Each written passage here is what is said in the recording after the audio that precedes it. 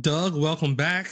I know it's been a couple weeks since we last met. You were at the office. We did a deep dive into the network diagram you created. We talked a lot more about scoping. What do you have for us today? Thanks for having me back. We have gone through, this is the third meeting about the data flow and network diagram. And I think that might be normal for a lot of organizations. We hope to get reviews in between each time. And, sometimes you get a good review in between and sometimes you don't. But this is where we're at. From our initial description of what is out there and who you work with to a draft of what we think is in place to a couple of reviews and some corrections. This is where we've gotten to. So we have the green boxes are out of scope on CUI. The dotted line boxes are in scope and have CUI. And then there is either a legend or a good icon for everything else. VPN servers, firewalls, Wi-Fi, laptops, phones, services, etc. Okay. Now, this is the draft of how the organization believes they are networked, how they're connected, how they're secured. And this is not a certification or even an attestation or even an assessment that these things are true. So as we move forward, we will be identifying assets, but also going into those assets and looking at settings and controls and policies and other things to affirm this. But what we get out of this diagram is a nice basis to corral all that discussion. That looks really good. And this week we do have Cody. He's back. And if you remember Cody, he is our MSP. So he's with MSP Tech Solutions. And then we also have Rodney joining us. He's our VP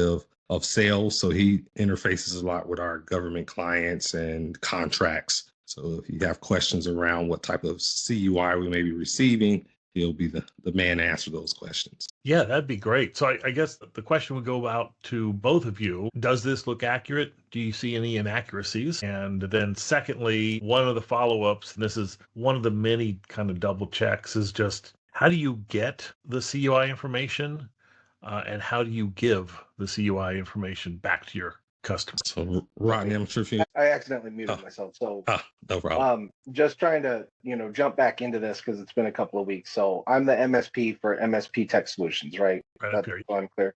Okay. And so the SIM, SPD, SBA is my purview as well as the backup server. Clarifying question, that backup server, that's our service to Nova Shield for the CUI data backup, correct? That's right. My understanding is they don't have direct access to it. That's for you to supply them backups. Yes. Okay. So then in that case, for us as the MSP, we would have a customer responsibility matrix with Nova Shield to describe how we're fulfilling the CUI requirements around access, personnel security, physical security, and whatnot around that backup server, as well as any and all SIM, SPD, SPA, personnel, devices, and resources. And then, alternatively, we would be looking for our own level 2 certification as an MSP to satisfy that and be able to show that proof of certification around those SIM or those CUI customer assets. Absolutely. Yeah, we would be looking for that, or just your participation in the assessment and the ability to show that those controls are implemented to the requirement level. Right. Yeah, we want to talk about that, but I'm, in my consulting business outside of this, when I work with MSPs, I try to tell them don't do that because that's a very convoluted and expensive and crazy process to have to go through for every single one of your CUI customers. So try and find that golden rule, one size fits all, level 2 CUI customer environment that you can pack all those contact customers into. That's either certified or has that CRM ready built with all that evidence and data necessary for anybody's assessment. I agree. It's a balancing act. There's probably a return on investment after an X number of customers. Right. Exactly. And the one thing I say to them too is if you want to do it the piecemeal way where you're sitting on everybody's assessment, you're going to have to account for that in your cost and pass that through to the customer, which is probably not going to make you very popular as an MSP with your GovCloud or your government customer. So I try to tell them to stay away from it. It's going to be very expensive. Yeah. So, Darich, as an assessor, I mean, if you were given a network diagram like this, what's missing, or is this, a really good example of what you would expect and want? Yeah, I think it's a really good example. It's their role, and yeah, it certainly helps having the legend understand where are the boundaries. To some things that could be added is potentially identifying specifically the certification boundary versus the assessment boundary. Then it's really the main thing. NIST 171 is not prescriptive to say to what level of detail that network diagram has to be, but for the assessor, you need to be able to clearly identify what's in scope and what's out of scope, which just definitely accomplishes that. Right. Having that visual. And just so I'm clear, so, with the legend, you got the non-CUI environment is the borders in green. Okay, so you have a clear defined internal boundary there between the CUI environment and that admin staff VLAN section, which is out of scope. I think even from an assessment point of view, yeah, I think it's a good diagram to be able to get through controls such as like 313.1 and stuff with border protections around key internal boundaries and external connections and such. Yeah. Excellent. Yeah. Excellent. I like that. Yeah, I would do a couple of things. Like I would probably move this office kind of in the boundary, and the home Right. office is out of the boundary. Well, maybe there's elements of the home that are in the boundary. You Yeah. need to be able to secure it. Yep. Rodney, I don't know if you want to chime in. So you're the VP of Sales. You're in one interfacing with our defense contracting officers. Any comments about how we're receiving that CUI or FCI from our federal customer? Yeah, just that this diagram kind of gives a clear indication of what's in our scope and what's out of our scope, what has CUI and what doesn't. So we try to represent who's touching the CUI and who's not and who shouldn't be. So that's kind of the purpose of outlining this, and having that in green is kind of showing what's not in CUI scope. Yeah. Yeah. I do have a question really quick, just around the home VLAN piece. We're saying the home router firewall. Is that like an ASA extension of our GCC high firewall or our, Defender around that? Or are we issuing something like a Meraki Z4 that's an owned and managed device for that external connection, for that traffic, for that home office? Yeah, we really didn't say one or the other. I think it might be useful to talk about what are the minimum controls it needs to have, and could we get by with a variety of different ones? I just, because it just popped into my mind because we were talking a little bit about that 313.1 and the key internal and external boundaries being defined and monitored and controlled. And then when I saw the home VLAN, I'm like, that unless we are instituting like a Meraki Z4 or something like that to monitor and control that home network and put all those devices inside of it, then we're really trusting the ISP router with a VPN connection, which we would have to then work with each of our home employees to make sure that we get CRMs from those ISPs around that home router and what protections it has in place. Gotcha. So if for this connecting. router is owned by the cable company, not Right. so good. Yeah. Even though we could set up a segment inside of our home, they can always override that because they have access. They have overall Exactly. access to it. Which means So- a threat actor that compromises that ISP now. So some people might have something that looks like that, where there's a secondary one. Like Right. They can do whatever they want with this here. Right. We need one that we control. Exactly. And like I said, that's either a Meraki Z4 or we purchase Cisco Firepowers and give them to our home employees and have to spend our time and resources configuring it to whatever cable company router that it's connecting to and coordinate that with them, because they don't usually like to let firewalls that individuals purchase on their network. They want to have that access to the customer environment. So yeah, that's one we need to make sure we either talk about the issue that companies are going to face with homework and remote work, or talk about our mitigation strategy in this scenario. Great question. Yeah. So would you Yeah. agree this is the set of requirements? Control, segmentation, logging? Well, for alternative work sites like that, that's more of a physical security control within CMMC around alternative work sites and things that we have to have in place from an administrative or technical control there. But what I'm thinking about is SC, System and Communications Protection 313.1, which has a lot of requirements around monitoring, controlling, and protecting connections to and from external systems and internal boundaries. And given that home environment is technically an external system, especially because it's rolling through an ISP router. If we don't have management, protection, and control over that connection within that home VLAN, then an assessor could potentially say that all your alternate work sites, they're in scope because they process CUI, but you don't have the adequate or the sufficient controls in place to satisfy 313.1 because you're using all these different ISP routers, especially if you have a multi-state or multi-regional team that's accessing that CUI. You got Comcast somewhere, you got Charter somewhere else. It either expands our CRM liability with those ISPs, or we have to consolidate around one take-home solution or send to the house solution like a Meraki Z4 or something like that. Excellent. And I would say from a security standpoint, I totally agree. From a CMMC standpoint, the DoD is not ready to open that can of worms as far as regulating how home networks are set up.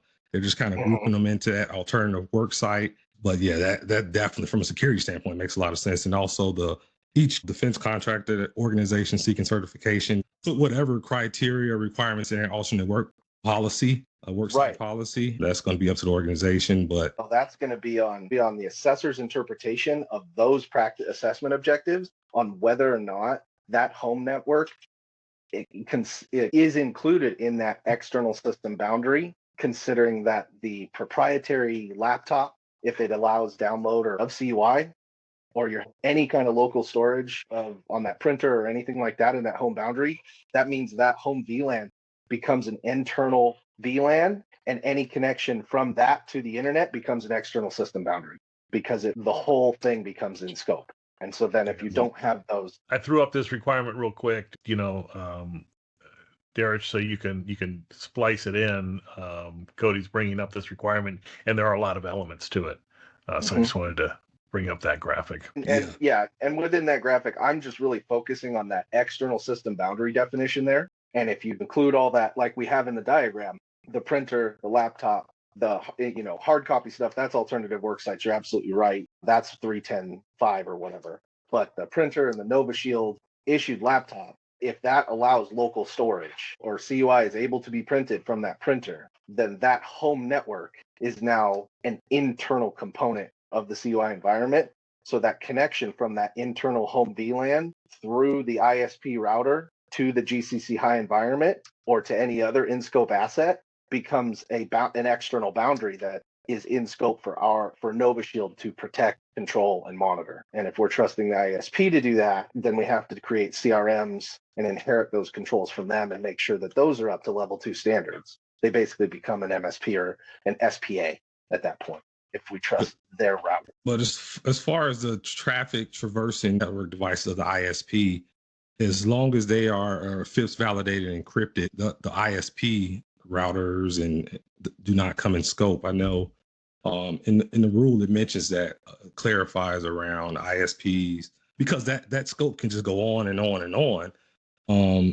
Think about in the context of even outside of someone's home, they're using that Nova Shield laptop there, the coffee shop, or anywhere outside of the internal boundary. That's an interesting concept because right here, if your laptop is out at a coffee shop here, we say remote office, right, at a weekend or something like that, you connect up to their printer. That's a different story than if you're just at the coffee shop. You got a VPN on your laptop and you're going out through their stuff and they can't read anything. You send to their printer, different story. And same with the home laptop, like Cody said.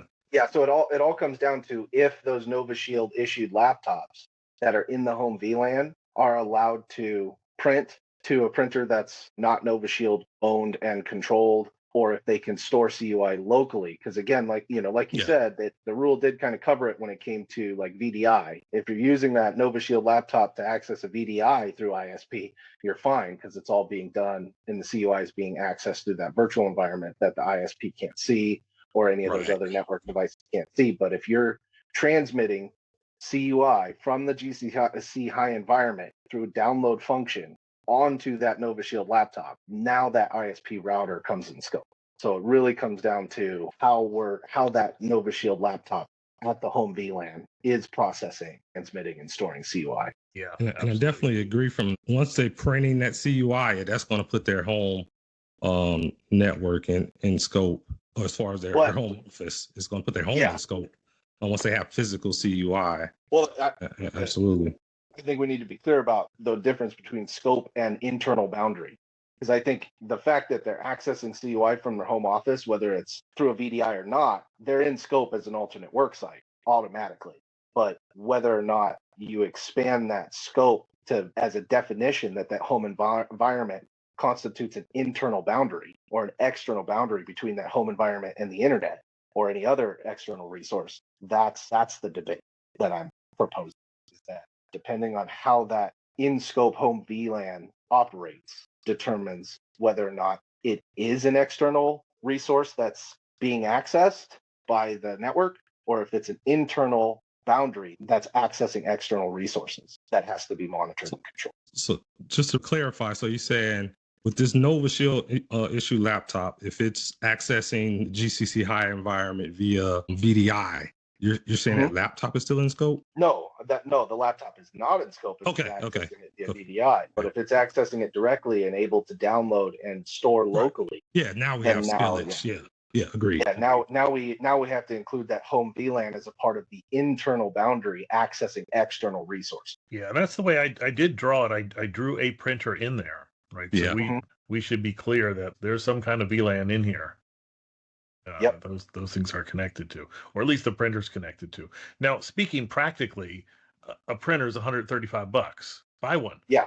Let's go, right? It's not real hard. And a router that can set up a separate VLAN is about the same price. Get one of those two. Exactly. And that's why I brought up, because one of the solutions that we've been looking at internally with a couple of customers is a Meraki Z4. It's its own router. It operates on the same infrastructure as your ISP, but it's an internally monitored, and it's almost like an intranet. You hardline into it and it hardlines into your ISP router, and it opens a point-to-point connection with your Meraki dashboard and your internal Meraki network, so that even your printer and your laptop and everything can all hardline into that, and that's your external facing device, and you monitor and control that device from your dashboard.